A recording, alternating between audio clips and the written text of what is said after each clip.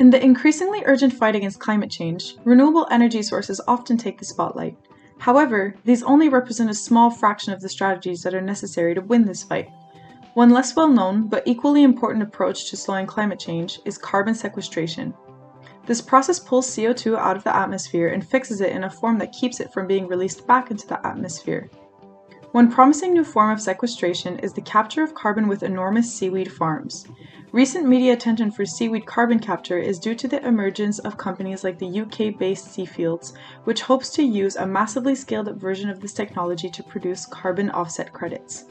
The applied scientific research being done by Seafields has been made possible thanks to the large body of basic scientific research into seaweeds that dates back decades.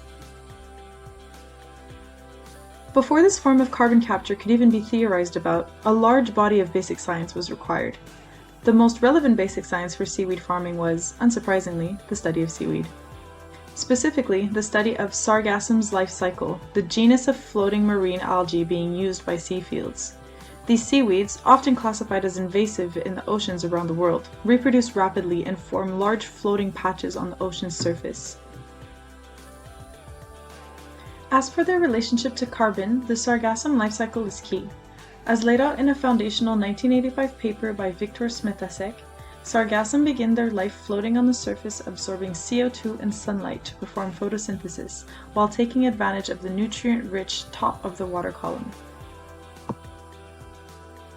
The premise of carbon fixing with Sargassum is based on the idea that seaweed can absorb CO2 before sinking to the seafloor, trapping the carbon there. In a demonstration of applied science, this process was studied by Paraguay Delgado.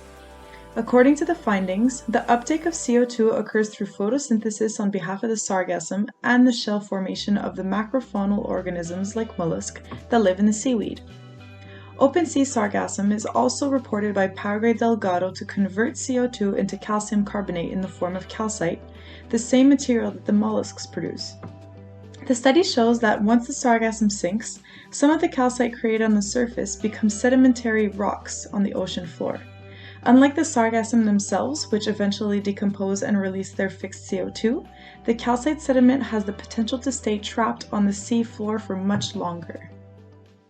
Created using Powtoon.